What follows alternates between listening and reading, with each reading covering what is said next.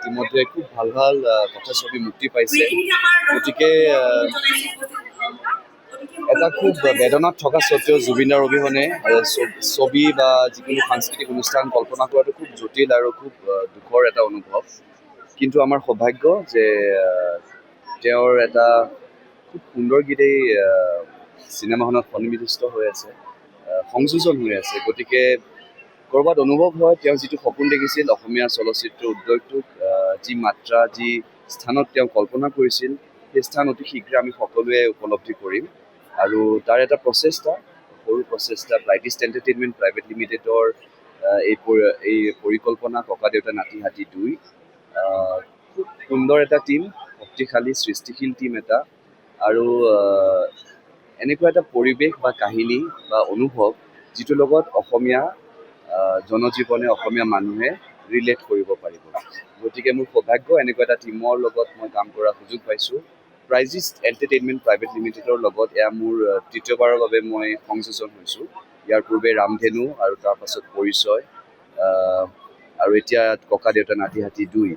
গতিকে মোৰ কাৰণে এটা ইম'চনেল এটাচমেণ্ট হোৱাটো স্বাভাৱিক। কিন্তু তাতোকৈ ডাঙৰ কথা যে দৰ্শকৰ যিটো ইম'চনেল এটাচমেণ্ট অসমীয়া কথা ছবিক লৈ, বিশেষকৈ সেই অনুভৱটো যিটো 1983 এষ্টাব্লিছ হৈছিল নীপ বৰুৱাৰ পৰিচালনাৰে, সেই কষ্টখিনি সেই পৰিশ্ৰমখিনি যি ধৰণে মানুহৰ অন্তৰত এটা বিশেষ স্থান লাভ কৰিছিল, সেই স্থানটোক মৰ্যাদা দিয়া এটা প্ৰচেষ্টাত আমি যে অংশীদাৰ হ'বলৈ পাইছোঁ আমাৰ কাৰণে খুব গৌৰৱৰ কথা। আৰু মোৰ দৃঢ় বিশ্বাস সেই অনুভৱখিনি আজিৰ সময়ত আজিৰ পটভূমিত উপস্থাপন কৰি পৰৱৰ্তী প্ৰজন্মৰ কাৰণে এটা সম্পদ হিচাপে আগবঢ়াই নিয়াৰ যিটো প্ৰচেষ্টা, সেইটো এটা খুব সুন্দৰ প্ৰক্ৰিয়াত আমি সকলো বিৰাজমান। আৰু মোৰ বিশ্বাস যে 3 জুলাই তাৰিখে মই কোৱা কথাখিনি সঁচাকৈ প্ৰত্যেকজন অসমীয়া চিনেমা চাই ভাল পোৱা দৰ্শকে উপলব্ধি কৰিব আৰু মোৰ লগত একমত হ'ব। কেৱল এয়াই আশা কৰিছোঁ, অসমবাসী ৰাইজে যথেষ্ট মৰম আদৰ আৰু সন্মান জনাইছে প্ৰত্যেকজন কলা কুশলীকে, যি মাধ্যমতে কাম নকৰক কিয় তাৰ মাজত ময়ো এজন।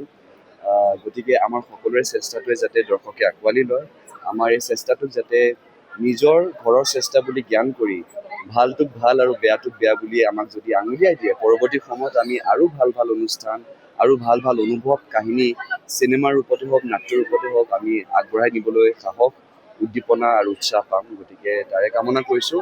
এটা ভাল পৰিৱেশৰ খুব প্ৰয়োজন হৈছে। সৃষ্টিশীলতাৰ যি মৰ্যাদা আমি অসমবাসীয়ে বা অসমীয়া ৰাইজে দিয়াৰ যিটো প্ৰক্ৰিয়াত আমি সকলো এতিয়া বিৰাজমান, সেইটোক এটা ভাল পৰ্যায়ত নিয়াৰ আমাৰ সকলোৰে এটা দায়িত্ব আছে। গতিকে এই দায়িত্বটো সকলোৱে পালন কৰক। আমি আমাৰ কৰ্মখিনি কৰি দায়িত্বৰ পৰা মুক্ত হৈছোঁ। এটা দায়িত্ব হৈছে অসমীয়া দৰ্শকৰ, চিনেমা চাই ভাল পোৱা অসমবাসীৰ। গতিকে তেওঁলোকৰ বহুমূলীয়া সময় যদি আমাৰ এই অনুষ্ঠানটোক দিয়ে 3 জুলাই তাৰিখৰ পৰা অসমৰ বিভিন্ন ছবিগৃহত, আৰু মোৰ দৃঢ় বিশ্বাস অসমৰ বাহিৰেও বিভিন্ন ৰাজ্যত এখন কেৱল অসমীয়া চিনেমাই নহয়, এখন ভাৰতীয় চিনেমা হিচাপে যেতিয়া মানুহৰ মাজত সেই আদৰ সন্মানখিনি লাভ কৰিব, মই ভাবোঁ জুবিনদাৰ সপোনটো, আমাৰ প্ৰত্যেকজনৰ সপোনটো সাৰ্থক হ'ব। প্ৰযোজকে আৰু সাহস পাব ভাল ভাল অনুষ্ঠান, ভাল ভাল ছবি নিৰ্মাণৰ ক্ষেত্ৰত। গতিকে মই বিনম্ৰভাৱে অনুৰোধ কৰিছোঁ আপোনালোকে মৰম আশীৰ্বাদ দি যাওক, যাতে পৰৱৰ্তী সময়ত আমি আকৌ আপোনালোকৰ মাজত নতুন উদ্যমেৰে আৰু উপস্থিত হ'ব। যিকোনো খবৰৰ বাবে যোগাযোগ কৰক আমাৰ এই নম্বৰত 9181 307 221।